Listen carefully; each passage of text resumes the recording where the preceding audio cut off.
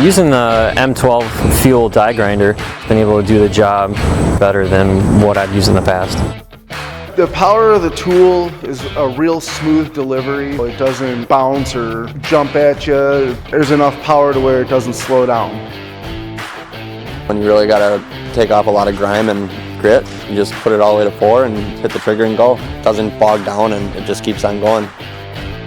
It's light, I don't have to fight the air hose, and I can get it where I need to do my job. I can just carry the tool with me, go from one side of the car to the other, underneath, in the engine bay, up in the wheel well.